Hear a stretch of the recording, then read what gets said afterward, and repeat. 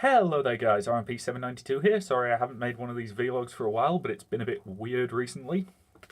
At some point in the near future I need to talk about the last two episodes of Discovery, because I have actually seen those now.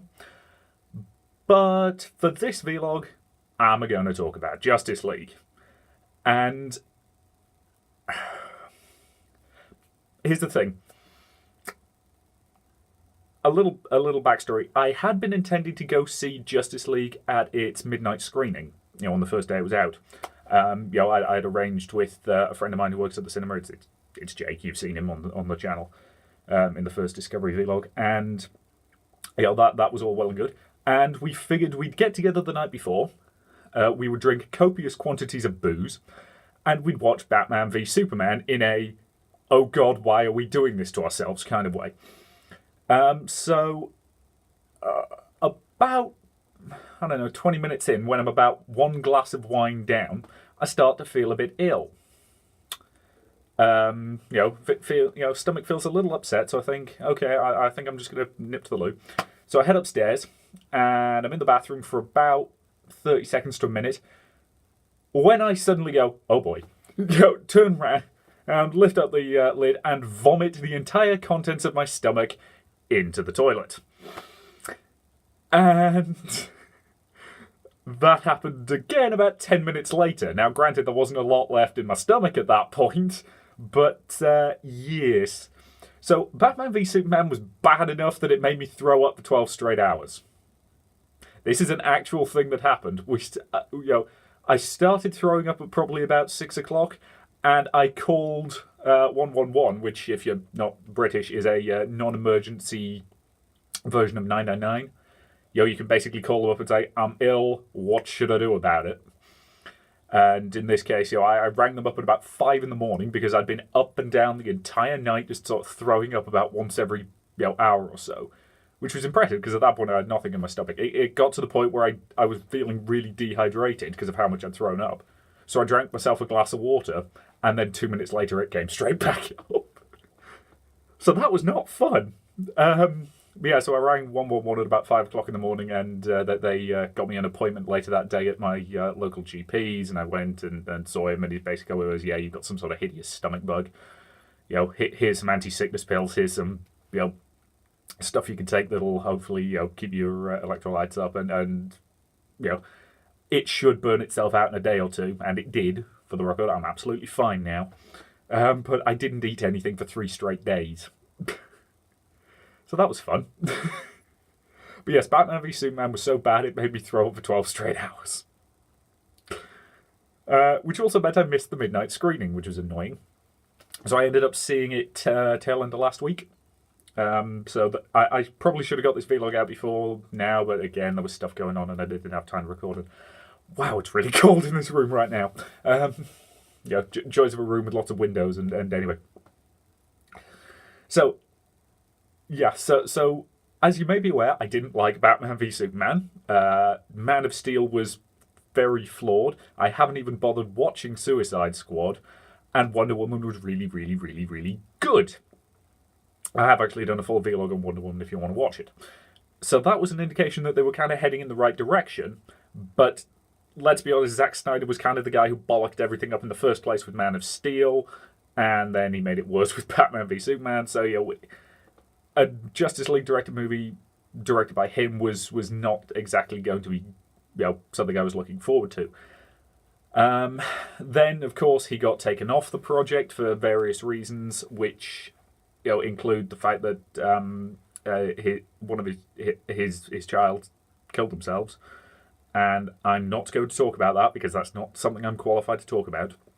And Joss Whedon stepped in, and then they redirected large chunks of it, and they did massive reshoots. And someday they're going to make a very interesting biopic just about the making of this movie, because, this one has been a behind-the-scenes nightmare from start to finish, and I do not envy anybody who worked on this film. So the reviews for this film are kind of all over the place. There are some people who seem to like it, some people who seem to hate it, and most people agree that it's kind of a mess. My thoughts are, this film is a mess. I really, really enjoyed it.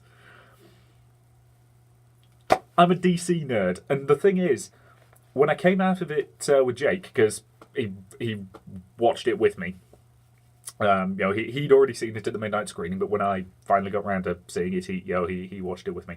When we came out, we both agreed that if you're not a DC fan, so the example I will use in this case is, if you're my mother, who knows a bit about DC, she's watched, the original Superman films, the original Batman films, the Christopher Nolan Batman films, and we quite like the current CW universe, the so-called Arrowverse.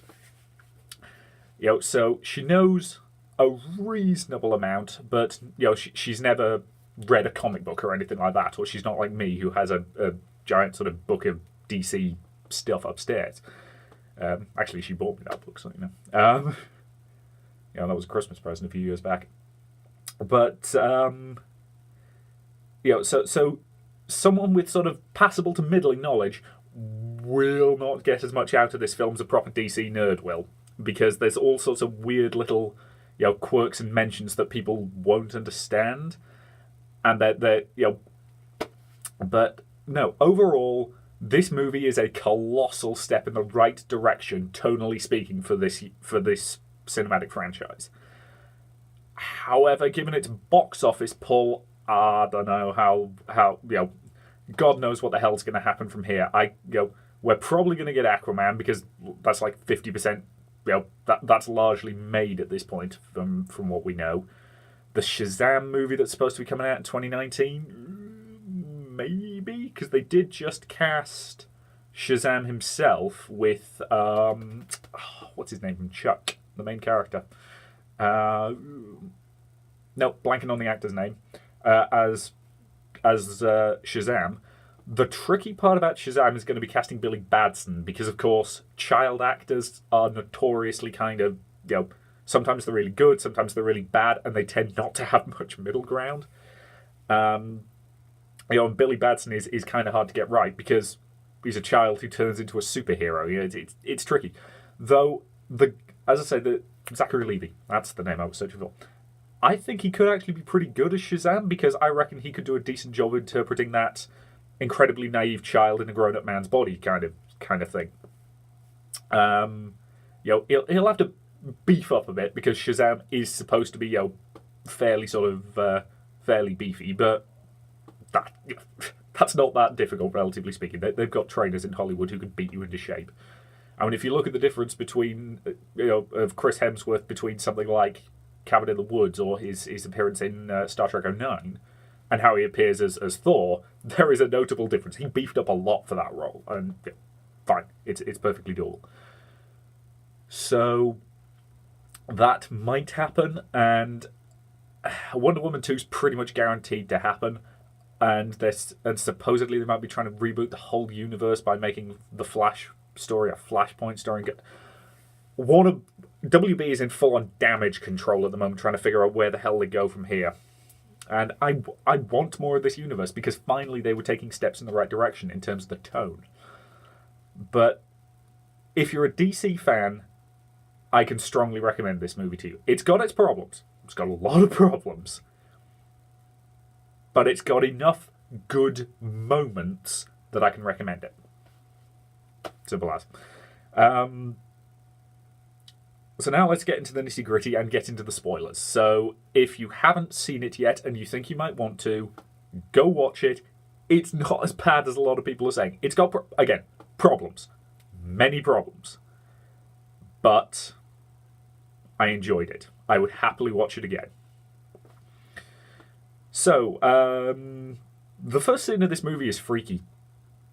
The thing is, I actually like the idea of the scene, where it's basically meant to be sort of phone camera footage of a couple of kids basically are recording Superman because he's there and he's great and he's awesome, and and he talks to them, and and it's a really cute little scene. The downside is Henry Cavill's CGI face.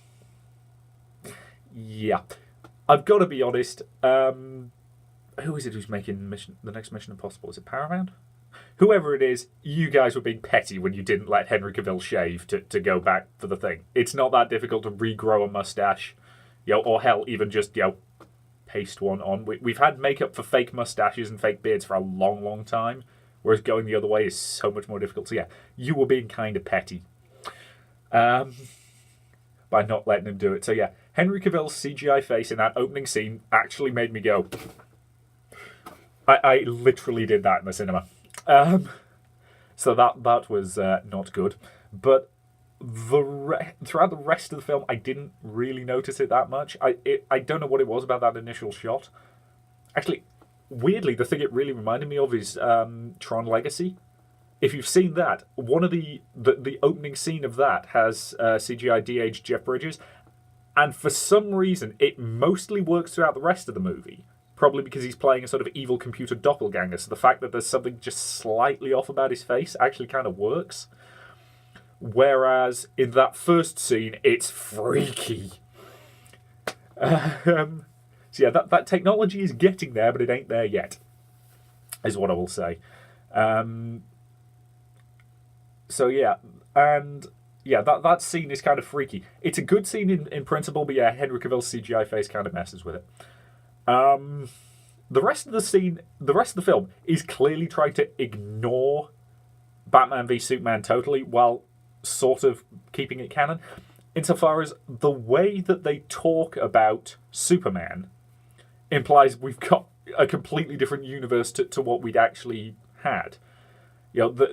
Bruce talks about Clark as if they were old friends who had a little bit of a spat near the end, rather than people who met each other twice and then tried to murder the bejesus out of each other.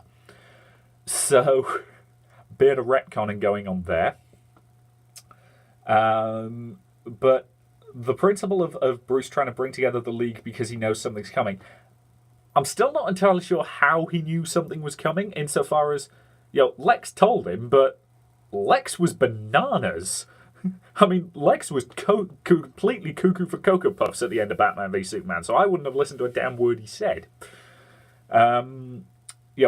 But of course, we've got that opening scene or that scene near the beginning where the Parademon turns up and he threatens a dude to kind of draw it out, and then weird scene, really really weird scene, but hey, establishes the Parademons are a thing, and and then we've sort of got Diana in a museum and goes off and saves a bunch of dudes. What was that meant to be? Was that meant to be a school or a bank or what? We weren't sure. We weren't 100% sure what that building was. We were thinking maybe bank, since it seemed to have armed guards, or possibly like I don't know, MI6 facility or something like that. And then there was a whole bunch of school children there. We were like, what? Or is this meant to be some sort of private school for rich kids or something like that? That's a possibility. Some of those do actually have armed guards, even in this country. But again, it's England. We don't have a lot of guns here. We really don't. But anywho, so Diana beats up a bunch of guys, and there's a really janky effect where she's kind of charging, as he's kind of attempting to mow along the line, and she's sort of moving forward on her knees, and that was weird. That was really, really weird. The principle of that is good. The actual execution was really bizarre. But so Diana saves a bunch of people, and there's an upskirt shot, which the thing is, somebody had mentioned on Twitter before I saw it that there was an upskirt shot of Diana at one point, which means because I was aware that it existed, it was really noticeable. And I was like, yeah, somehow that was, but again, you can tell the difference between Zack Snyder and Patty Jenkins as directors on this one. I mean, to be fair, that shot could have been Whedon. Some people have said they can easily tell which shot was his and which shot was Zack Snyder's, and I can't tell, for the most part. It's really, really hard to tell which, who shot what. So I have no idea who's to blame for that particular shot, but yeah, it felt a bit, But anywho, Diana's still awesome, so you live with what you get. Then you've got Steppenwolf stealing the mother boxes from the Amazons. I'm not going to comment on the Amazon fashion choice, other than, once again, as a guy who is fairly into his historical sword play, I own multiple swords, I've got a gambeson. Here's the thing, lots of squishy bits here that really don't like getting stabbed. Chest armor is a good thing. So, given that the mother box was kind of, getting twitchy and they were all, holding their pointed bows at it for ages, you'd think they would have donned their full battle dress, is all I'm going to say. So, but again, it's not something I'm really qualified to talk about, so I'm just going to move on. So Hippolyta kind of, tries to get the mother box out of there, but they get chased, and it showed the Amazons are suitably badass, even if they did all keep getting killed. Right down to the two who basically sort of are propping up the door so Hippolyta can get slide out under it. They got squished to death, didn't they? Because there's no other way to interpret that scene other than they dead. Jesus Christ, that was dark. Yeah, so Steppenwolf nicks off with the first mother box. And they keep saying the word mother box like, it doesn't sound silly. And yeah, I'm a DC nerd, and Motherbox still sounds kind of silly to me. So, God knows how the average moviegoer is going to take that. But anywho, and we actually get the backstory of how they know who Steppenwolf was. Because I freely admit, I kind of leaned over and went, "How do they know who he is?" But then later on, they do actually explain it. And Jake and I actually kind of both agree that if we'd been in charge of this, we'd have put that scene of the sort of giant battle right at the start of the film. That would have been the Lord of the Rings cold open moment where you have somebody. We reckon probably Hippolyta would be the best one for this, because you can almost imply she's it's another story that she's reading Diana when she's young. And telling the story of Steppenwolf's first invasion of Earth, where he got fought back by the tribes of man, by the Amazons, and by the Atlanteans. And here's the thing. My favourite scene in the film is a tiny-ass moment, and it's right in this battle.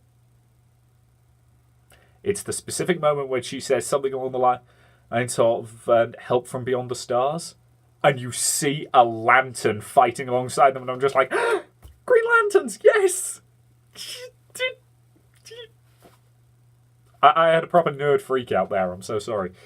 Because the lantern powers are cool. Yes, the Ryan Reynolds movie is not very good. I still kind of like it. It's got a lot of, lots and lots and lots of problems. For one thing, casting Ryan Reynolds as Hal Jordan was a bad idea because, Hal Jordan's kind of a stiff. He is a square-jawed, no-nonsense kind of stiff guy. But at the same time, he is a hero. And he's not humorless or anything like that. He's, let's face it, one of the most popular Green Arrow, Green Lantern comic things is when they basically just got together and traversed the USA while debating conservative politics versus liberal politics and fighting crime and being awesome. I would love to see them do that at some point. I don't know how the hell they would. I really wish DC would kind of, let the reins loose a little bit so that they could actually include, the Lanterns on the CW shows, because they could pull off, they couldn't have him turn up that often for the simple reason that the effects would be quite expensive, but, having Hal Jordan or Jon Stewart or, I almost said Guy Gardner, but no, not Guy Gardner. Gardner. Anyway, hell, even Kyle Rayner. There have been many Lanterns, or if we want to go for the diversity pick, what's the relatively new one? Jessica Cruz, something like that. Can't remember it again because there is now a female Green Lantern from Earth, so she could be interesting. A lot of places you can go with it. That's kind of the advantage of the Lantern Corps powers. Because they're all based around a technological ring, you can give it to a lot of people. So, that was I really, really liked that moment. I had a full-on, fangasm right there. And then we've got, Bruce goes off to find Aquaman. For the record, I'm probably not doing these scenes in the correct order because it's like a week since I've seen it. And frankly, the film's kind of disjointed and a mess anyway, so... and Aquaman basically tells him to piss off. And Okay, here's the thing. I like Jason Momoa as an actor. He was good in Stargate Atlantis. He was good in Game of Thrones. I even kind of like that not very good Conan movie, insofar as he's perfectly fine cast as Conan the Barbarian. It's just that film was not very good. There's only so much of even the world's greatest actor cannot make the world's worst script, brilliant. You can't polish a turd, basically. And that's coming from a guy who basically said that Hela in Thor Ragnarok was the archetypal example of taking a not very interesting villain and making her quite interesting just through a cool performance. So you can do a bit, but you can't. Yeah. But no, he's perfectly fine as Aquaman. He doesn't have much to do here, I think, is the main problem. And ultimately, that's a problem of the entire way they put together the DCEU. And, I'm probably going to get accused of being a Marvel fanboy for this, but who cares? The way that Marvel did it was perfect. You do films building up the individual heroes so the audience has a connection to them, and then you do the big crossover. As it stands, they just kind of drop a lot of these people in and seem to assume we're going to know who they are. Now, granted, Aquaman is reasonably well known even by non-comic book readers, but he's known as a joke character. He's the guy with the jet ski who rides around on a giant seahorse and has a bright orange costume and silly things like that. Which is mostly held over from the Super Friends cartoon. Aquaman's been a badass in the comics for a long, long time. And having him be a badass on film makes perfect sense, But yes, so he basically tells Bruce to bugger off and swims away. And then we've got Bruce goes and meets up with Barry, and Barry's the only one who's actually enthusiastic. And I like Ezra Miller in this part, but he does have the disadvantage that I've been watching the Flash TV show for 3 and a bit years at this point, because I think we're on season 4. And I like the cast from that, and I've got to know them, so he's got an uphill struggle, I've really bet, but I enjoyed him for the most part in this movie. I still think it's kind of weird that this version of the Flash's lightning is blue when he zooms around. And in the Flash TV show, a large important plot point in the second season was the reason that the villain's super speed energy was blue was because he was hopped up on some sort of Speed Force drug. And one of the side effects was that it turned his lightning blue. That's just something that I found amusing. And they kind of imply that Barry stole the materials to make his suit, so... But anywho... So that was good. And, then and we've got Cyborg, who is a massive continuity thing, because we clearly see in the video that... Diana saw earlier that they were using the mother box to turn him into Cyborg, even though he says later that didn't happen until after Superman died. Continuity snafu, but hey, they're kind of ignoring half of Batman v Superman anyway, so live with it. So yeah, but Cyborg's design is too CGI heavy. He looks fake. He really does. What I would have preferred them to do would be actually a physical costume and then kind of modify it with CGI elements rather than... Because I'm assuming, I haven't seen behind the scenes footage or anything, but I'm assuming Cyborg was basically walking around set in a mocap suit. I don't know. I haven't seen the behind the scenes images or anything, but that's what that's what it looked like based on what I saw in the film. But he looked kind of fake. So yes, I'd have preferred. So either they had a physical suit and they over CG'd it, or they didn't have a physical suit and it was entirely CG, and that was a mistake, in my opinion, because Cyborg looks kind of janky. But yeah. So yes, so they eventually do manage to recover one of the mother boxes after a fight in the sewer where they mostly get their ass kicked. But Aquaman turns up to save them. Oh yeah, we have the scene in Atlantis, and why was there not a big grand reveal of Atlantis? When Aquaman's heading home, it looks from this film like Atlantis is one medium-sized room, and that's it. There should have been an equivalent of the shot early on when it kind of pans across the whole of Themyscira. Now, granted, that shot was not good. I leaned over to Jake and my co-worker was, well, this is a reasonably high-budget-looking video game. Because I have actually seen video games with better pan-shot graphics. Rendered in real time. So that was probably a rush job.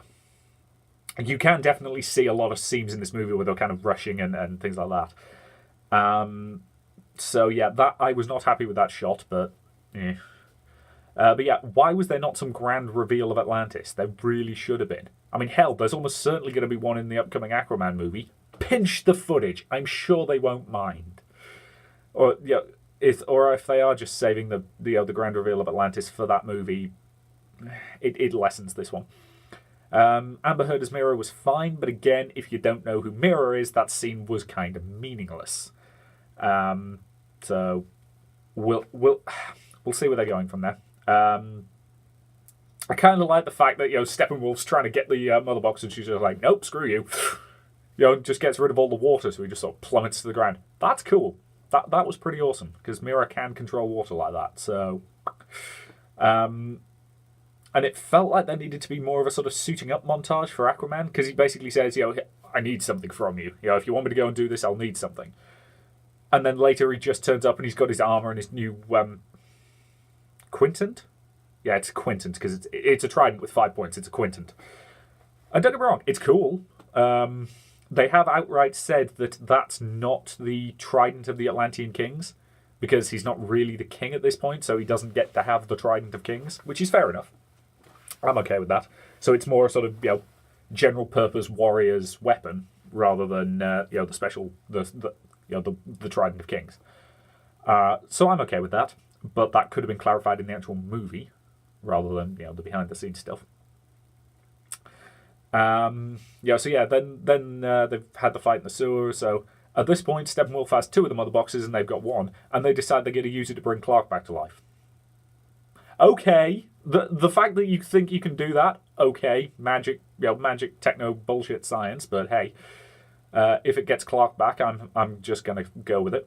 So they exhume his corpse. And they basically say, well, it hasn't decayed because of Kryptonian cell biology cobblers. And here's the thing. You could have used that as an excuse to give him some facial hair. Because the line of dialogue is simple. So, for Kryptonians, it is true that your hair keeps growing after you're dead. Job done. At that point, he's got a bit of facial hair. He comes out, and then later on, we have a cute scene where he shaves himself using his heat vision in a mirror. Job done. That's all you needed to do to get around the facial hair thing. Now, I appreciate that wouldn't fix the problem with the scene at the start, but you could have changed that up. And again, as I said, I'd have opened this film with the giant battle in ancient times anyway. So, yeah. Yes. So, they resurrect him, and he's kind of a dick because the last thing he pretty much the last thing he remembers is getting, is Bruce Wayne trying to kill him. So, yeah, fair enough. That fight scene's actually kind of cool in a lot of ways. The moment when the Flash is moving at full speed and trying to flank him, and Clark just sort of turns to watch him, and the Flash just has this, oh, bollocks, look in his eyes. That's kind of cool. I didn't really need an extended fight scene with Superman, but hey. And the way that it ended was so blatantly obvious. Lois turning up and reminding him who he really is. Blatantly obvious, really cheesy. I kind of loved it. It was how that had to go, to all intents and purposes. The line about Superman basically saying to Batman, do you bleed? As a reference to the previous film. Ugh, no, that just felt wrong. But yes, they've clearly completely rejiggered the character of Superman, and they're just using his death and resurrection as an excuse to actually make him feel like Superman now. So he goes back to the farm, and and he takes Lois with him, and he has a heartfelt reunion with his mother, and that's all good stuff. I'm happy that's in the film. Um, so yes, then of course, we've got the big climactic battle because at this point, Steppenwolf has acquired the final mother box. I can't really remember how he. Oh yeah, he sort of just boom tubed in and then boom tubed out again, didn't he? I think I can't really remember. It's not important. So he's built it around a sort of it's some fictional country, I think, but it's Chernobyl. Basically, he's using Chernobyl. Because they talk about it having a nuclear disaster some years back. So yeah, it's Chernobyl. So they all turn up and they fly in a sort of super transport thing and Batman basically drops them off and says, you've got to get in there, you've got to stop him. And Batman clearly does not expect to survive this because, hey, he's an ordinary dude. He's an ordinary dude with a reasonable amount of cool stuff, but he's still just a dude. But of course, they go in and save him from his own idiocy. I'm still not a fan of the Batmobile being covered in guns. I mean, let's face it, it's got a damn anti-tank gun on it. And there's a moment when a shell kind of comes flying out and bounces on the ground and it's all slow motion. That was a Zack Snyder shot. I'll tell you that for absolutely goddamn nothing. That was the only point in the movie where I was 100% certain who directed it. So Batman gets the Batmobile broken again. But Aquaman turns up and fights alongside him, and there's lots of cool stuff in that sequence. Then they eventually get to the thing where the mother boxes are, and they basically say, we need to cover Cyborg because he can actually pull them apart and stop them destroying the world and all that stuff. And so Diana basically goes one-on-one with Steppenwolf while the rest basically try and cover Cyborg as he stops the super evil scheme. And then Clark finally turns his ass up. And they basically tell Barry to go and start getting the civilians out, and Barry sort of is starting to. And then Superman's like, civilians are trouble. and goes off. And finally, this is what Superman should be. He is the man who hears civilians in trouble and immediately goes off to help them. And I actually kind of like the scene where Barry has basically saved this one family and he's feeling quite smug about it. And you just see Superman flying past with a giant building full of people on his shoulders. And he's just like, yeah, okay. Because, Superman's kind of a show-off when he saves people. And again, that's kind of part of the character. He doesn't necessarily mean to be a show-off. He's doing things the most effective way. It's just, he's kind of a show-off. But yeah, that's a really good bit. Then they fight. And you've got the moment where he just kind of comes in and is this guy bothering you? Just punches Steppenwolf in the face. And Steppenwolf is a piss-weak villain. I freely admit that. Why was he CGI? Serious question. Why was he entirely CGI? Because that's one of the things that I've heard is that he is completely CGI. Whereas there was nothing about him that couldn't have been done with either good makeup or mocap. And I'd probably have opted for makeup myself because I prefer it unless it's not feasible. Though mocap is doing some incredible things these days. So one or the other, because let's face it, he's a humanoid dude. You could have done that quite easily. But anywho, so Superman punches him a bit and lasers him in the face and all that good stuff. And and you've got a good fight scene. And then he basically freeze breaths the giant war axe thing, and Diana shatters it with her sword. And that's that's cool. That is a nice moment. That's good symbology. And he sort of gets and they basically point out to him that he's afraid. At which point all his parademons start coming for him and start tearing him apart. And that's dark. And they all get sort of pulled away by a boom tube. And for some reason they seem to think this means they've completely won forever. So, but that's the big finale of the film, and it's fine. There's nothing really wrong with it. It's fine. And again, it's got nice moments, which the film itself is kind of messy, but it's got good bits. And I really hope they let Joss Whedon do more with these characters going forward, because again, he gets them a lot better than Zack Snyder did. give Patty Jenkins the chance to actually direct more of them rather than just Diana, for example. Because she did a really, really good job on Wonder Woman. So I'd like to see her, maybe get a bit more push within the MCU, the DCEU. Just anybody who understands these characters really is the important point. Hell, I'd almost be tempted to say let Mark Millar write a Superman film. Here's the thing. Mark Millar is not a great writer when you give him no boundaries. If you let Mark Millar do whatever he wants to do, you're going to end up with something kind of horrible, because dude's kind of messed up. But he is a fabulous Superman writer. He really is, because he gets the character and he knows what he can and cannot do with the character. So let's face it, there's actually a really good bloody Don't Be Cruel to Animals comic that he wrote that really, really gets Superman. And it's surprisingly good. So give somebody like that a chance, or I don't know, which other comic book writers really get them? Let Gail Simone write something. Gail Simone is a fabulous writer, and she really should get a lot more work than she does. Because they were talking about doing a Birds of Prey movie, possibly, or a Gotham City Sirens movie, or something like that. I could get behind that if you let Gail Simone write it. But anywho, and then we have 2 post-credit sequences. The first one is Superman and the Flash having a race. This I like. Though the fact that they're just apparently doing it for the fun of, which of us is faster, I can kind of see them doing that. But at the same time, I really quite like the episode of Superman the Animated Series where it's Flash and Superman basically having a race for charity.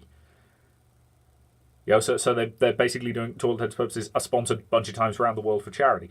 That I could have seen them doing that again. So it's a cute scene. That's all it's supposed to be, and it is what it is. It's cute, and I liked it.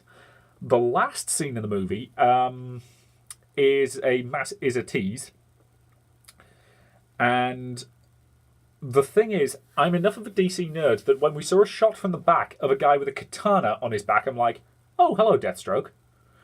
I mean, it helped that I knew they'd cast a dude to play Deathstroke in the upcoming Batman movie that probably won't get made now, or God knows what. Again, behind the scenes, absolute tumult of God knows what the hell is going on, so it's a mess, we'll see. But yes, I instantly knew that was Deathstroke, but again, somebody who isn't a DC nerd wouldn't. That guy would be largely meaningless. So, he poodles along on a boat and gets off and, gets off of this yacht, and then Luthor's waiting for him because Luthor's broken out of prison. And he's acting a lot more like Luthor now, but I'm still not a massive fan of the casting. But, so maybe the crazy's gone now that Steppenwolf's buggered off. I don't know, who cares? But yes, and he basically says, they're forming some sort of league. Maybe we should have a league of our own. He doesn't actually do the evil laugh, but and they're clearly teasing the Injustice League or the Legion of, or the what are they called? The Legion of Doom. That's it. They're teasing one of those sort of evil villain conglomerate things. Again, I could see that, but you kind of need to establish the villains first, individually, to know why they're a threat. Otherwise, it's just a bunch of dudes. But we'll see. It's a deeply flawed film with an awful lot of problems that I really, really enjoyed. I'm not one of those people who lets flaws ruin things for me. I had fun with it. It was a colossal step in the right direction, and I want them to do more like this with less behind-the-scenes tumult so that we actually get a better movie at the end of this. I don't know what the hell's going to happen, given it's only made something like $93 million at the opening weekend or something like that, which isn't good. So it's probably going to be lucky to make its budget back. We don't know. We will see. But whatever happens, it was a step in the right direction, I'm glad it exists, and I hope they can take what they've learned here and do more and better and keep going. So ultimately, not a great movie, but one that I really, really enjoyed. So yeah, that's all I've got. So thank you very much for watching, and I'll see you in future vlogs.